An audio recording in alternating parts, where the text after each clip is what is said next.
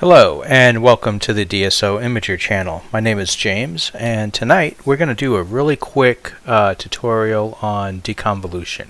I'm just going to go through the steps that I go through and hopefully this will demystify this step for some people. Now before we get started, just really quick, a couple things I like to have done before I run deconvolution. If I'm going to use dynamic background extraction, I'll have that finished first, and if I'm going to do noise reduction, I'll go ahead and do that as well. For noise reduction, I'm just simply using Easy Processing Suite, Easy Denoise, and this script just uses TGV and MMT. And you can play around with these settings, but these settings that I have here I've played with and I'm pretty happy overall. I think basically I just tweaked the edge protection a little bit, and on MMT I think I adjusted these sliders a tiny little bit too. So anyway, with most of my images these settings have worked, so I'll leave them up here for a moment in case anyone wants to screenshot this and try it. The whole reason I like to do the noise reduction before deconvolution is because deconvolution will sometimes cause some of the background noise to pop out and kind of give you this orange peel effect. And I've noticed that by hitting it with denoise first, it generally limits how much of that you get. Okay, and also, if you're running a one-shot color camera and you want to run deconvolution, it needs to be a grayscale image and it needs to be linear.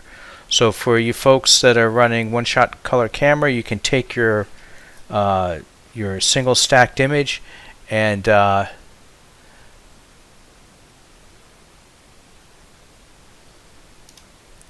this button here, it's grayed out obviously, but if you have a color image, you click this, it'll pull your luminance, and then you can run your deconvolution against that extracted luminance.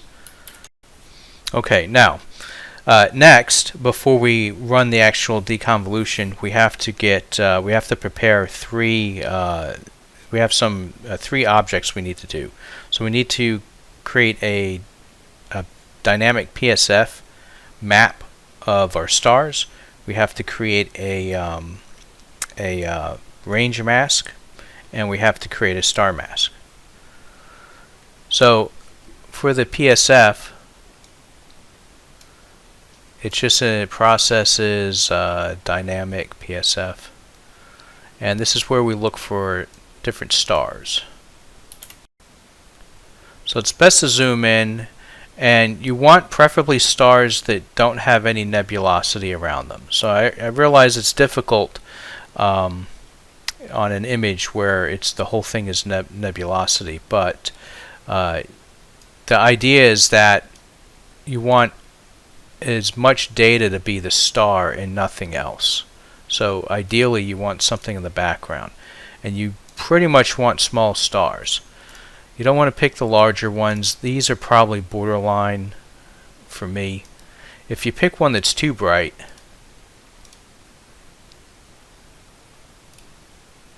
it'll throw the average off. And you're looking for this star. You want it to be this MOFAT. You may pick out some stars and they may say Geisen, and if you see any of those you want to get rid of them. And if you want to get rid of an individual star, you can just highlight it and click the minus button down here and it takes it out.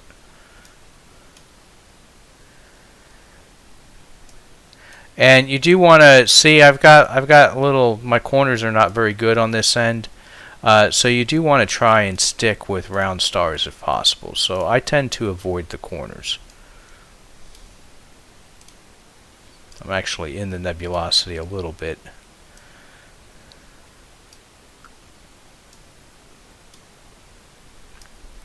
Now there's a lot of opinions out there and there's a lot of documentation out there. Lately I've been fine with just grabbing like 20 stars, and you don't even have to be that selective. I'm being probably a little too selective at this point.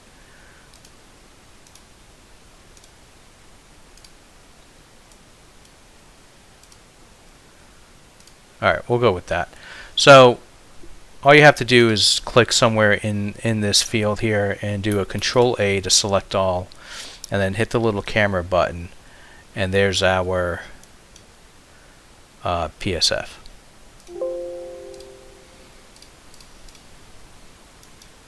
And put that to the side. Alright, so next we need the range mask and the star mask. And so you actually, to do this, I'll go ahead and stretch the image. Oops. Okay, so this image is stretched now, and I can run the mask generation, and I'll go ahead and go to star mask, and I usually just crank it up to about 50,000, give or take. I bump the scale up to 7, and smoothness I go down to 11. I mean, these are settings that you can play with. This is just kind of a general setting that I've settled on.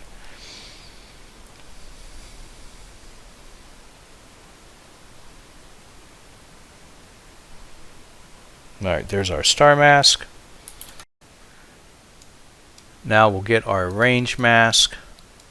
And the reason you want the range mask is because if there's the results you get from deconvolution, sometimes it doesn't affect the stars evenly. So the stars in the brighter areas are going to look different than the stars in the darker areas, and so sometimes it can be difficult to find the right balance.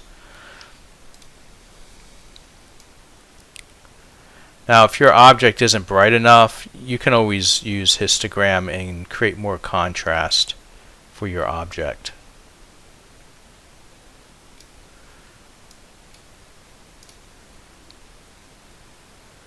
And let's see if this mask is good enough.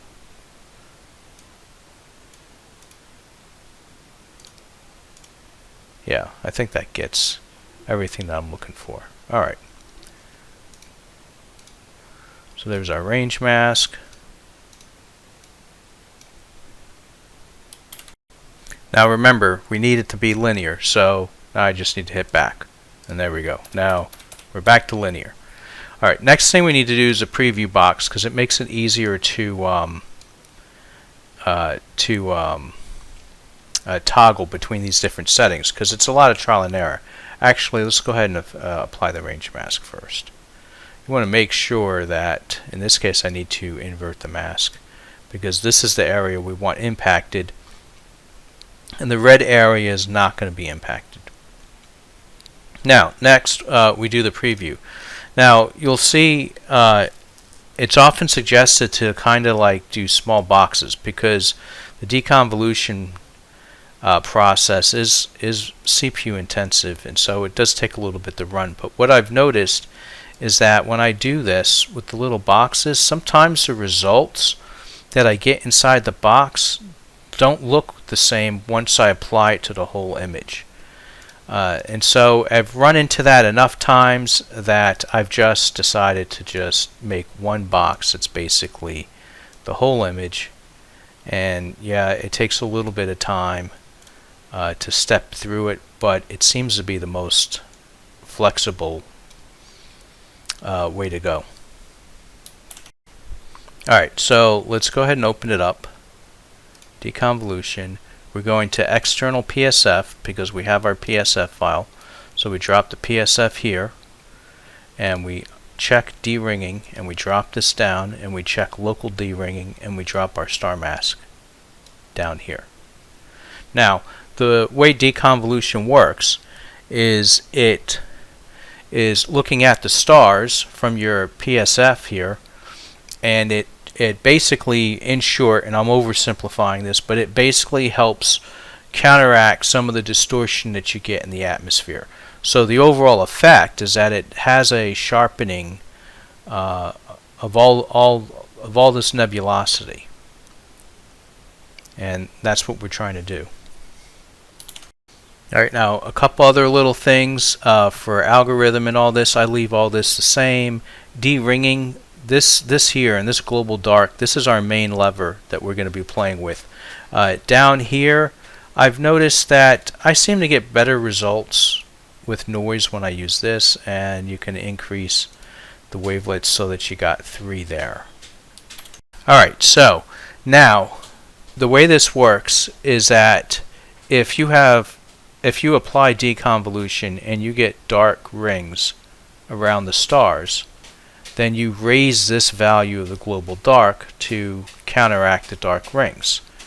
The global bright is the exact opposite. If you apply deconvolution and you get a really bright white ring around there, you can increase global bright to counteract the white ring. The problem though is that you can bounce back and forth between these settings, and if you get a white ring here, generally what that means is that you've gone too much on the global dark.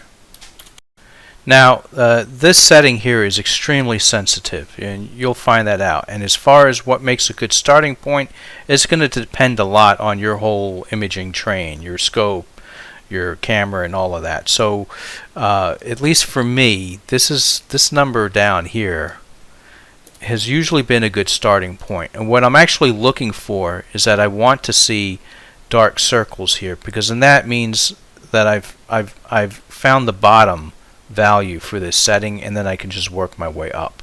So we'll try this and see how it looks.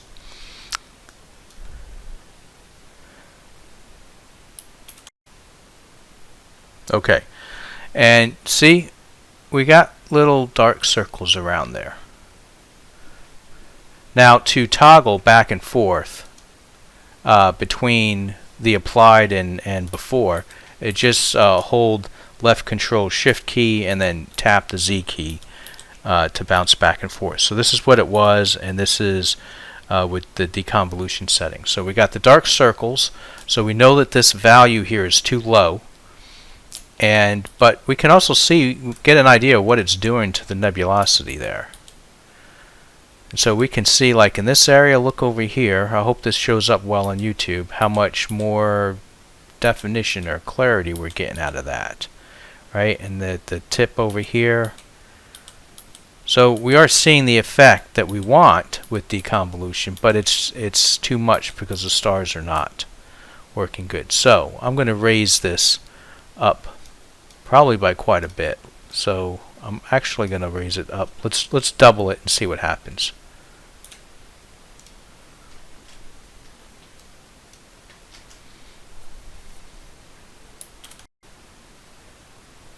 Okay, how are we looking now? See, the dark circles are still there, but it's less than it was before, and we're still getting some really nice definition here. You want to check the whole area. Let me go ahead and hide the mask, because you can see certain areas may have the dark circles may be stronger. Also, notice that we're picking up some noise in there. It's kind of hard to see, but there's a little bit of that orange peel noise that I was talking about. Alright, so I mean clearly we're getting the dark circles, so we got to bring this up quite a bit more. So I'm going to go ahead and bring it up. I'm going to double this again.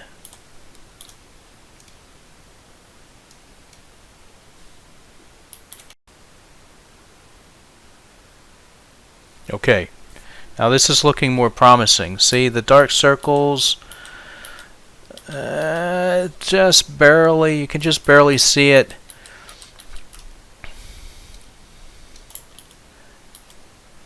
But I mean, look at what it's doing to the stars. Look how tight the stars are, and then you have some really faint stars back here, and now they pop more. Let's see how these clouds are looking.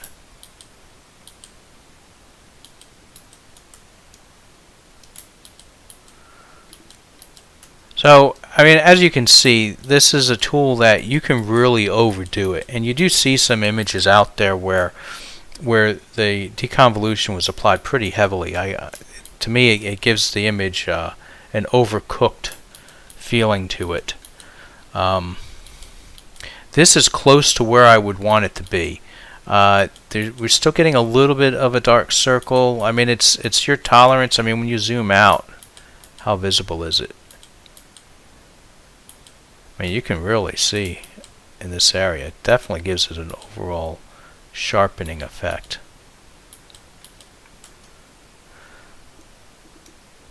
So I think I'm going to bump it up a little bit more. And now I'm going to add, I mean, so this data from my Pac-Man shot, this is the HA data. It's really, really clean. So I don't really think I need to do anything with the global bright, but I'm going to add just a tiny bit to help counteract some of the noise that it's pulling out. Let's see how this does.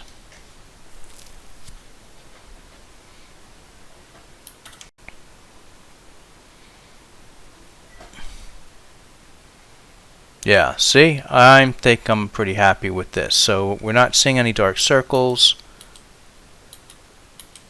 It's done a nice job with the stars. It's tightened them down quite a bit, and we're pulling out now. I mean, so I don't know, again, I don't know how well this shows up on YouTube. Let me zoom in. So without, with. See, so you get some extra definition here. I mean, it's very subtle, but, and maybe in of itself it doesn't stand out as much, but it does really give the whole image a level of crispness. Alright, so once you found the setting that you like, remember you're still in the preview mode, right? So go to the main image and now go ahead and apply it. So now let's discuss some strategies here really quick. So with monochrome data, obviously you're going to have your HA and your O3 if you're doing a HOO type palette, or you're going to have the S2 data for your SHO type images. And you have a choice. You can run deconvolution against each one, or you can combine them and then pull the luminance out as if it were one-shot color data and run deconvolution against the luminance, the synthetic luminance. I've run it both ways. It seems to depend on the image. Sometimes I feel like if I've run the deconvolution on the O3 and the S2, the image starts to look maybe a little bit too crunchy. I wish I had an example that I could show you what I was talking about, but it's just sometimes it seems to work better if I combine the images and then pull the luminance out and run deconvolution against the luminance. But it's something that anyone can experiment with, right? Because this hobby really it's all about experimentation. I mean, you can follow what myself and what other people are doing to get the basics down. But then feel free to explore and find out what settings work best for your setup. Now, let's say that you have did the combine of your narrowband data and pulled the luminance, or you're running one-shot color and you pull the luminance and you run deconvolution against the luminance. Okay, great. Now what do? So the way I've been handling it is I will stretch both the luminance and the color data, and then I will blur out the color data because I want to eliminate any color noise that might be in the image. And all you do there is you just go to noise reduction and MMT, and you just disable these layers. Now I'm sure there's other ways you can run convolution and blur it out, but anyway, this is the way I've been doing it. And then you just drag and drop it onto your color image, and that blurs the color image out. And then you just open up LRGB and you drop your luminance in there, uncheck these, and then just drop that on top of your blurred color image, and there you go. And at that point you can go ahead and do all your processing, but you know that's another video, which I actually have on my channel. So anyway, if you have any questions about deconvolution, please feel free to ask.